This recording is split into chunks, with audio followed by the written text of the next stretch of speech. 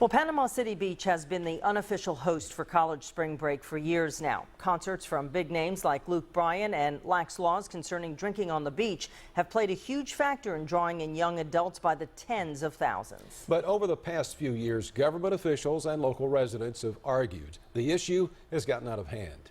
News 13 was curious how other cities handled spring break and the fallout after phasing it out. News 13's Maggie Solomon has this special report. These aren't the white sands we're used to in the Panhandle. In fact, I'm nearly 6 hours away in Daytona Beach. And while there and our beaches may not share the same body of water or even time zone, Volusia and Bay counties do share one very special common bond. Familiar territory as the world's most famous beaches prepare for another tourism season. Daytona Beach, now a racing and motorcycle hub for the South, though nearly 20 years ago it was well known for something all too familiar.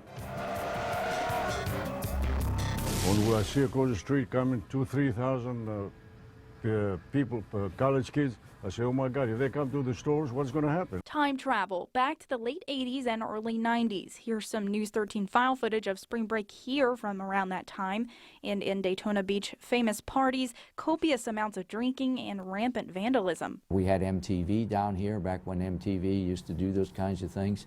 You know, and it was just, the whole thing just got ratcheted up, and the emphasis from a publicity point of view was basically on raising hell. Volusia County spokesperson Dave Byron was there as the numbers of kids flooding the shores became unmanageable, saying the community made a mutual decision to rid the area of spring break. The event had gotten out of hand, and the negatives clearly, I think, from the community point of view, were starting to overshadow the positives. The world's most famous beaches becoming famous for the wrong reasons. The county de-emphasizing spring break advertising and telling MTV to not come back. We had a spring break, we were very busy during the spring break, and after the spring break left, then it went down a little bit. For Zeno Luizes, owner of Zeno's Boardwalk Sweet Shop, business took a hit back then. A normally very busy spring season became almost non-existent for a while. But big money makers like the Speedway, the Convention Center, and Bike Week made the rebound a little less painful.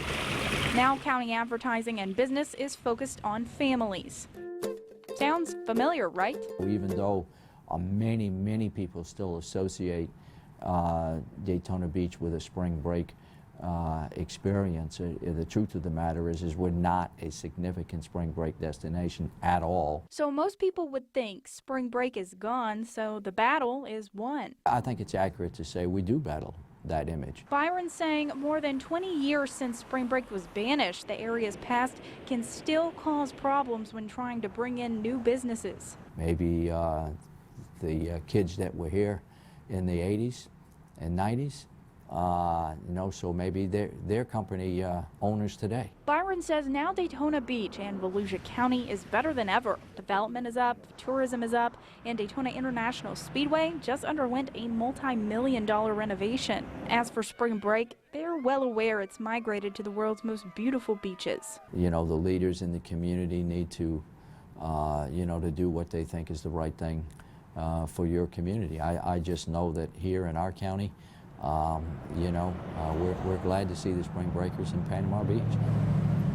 Now, only a few weeks left before spring breakers will be flooding our sands in the Panhandle, and only time will tell how the changes that were made will play out. In Daytona Beach, Maggie Solomon, News 13.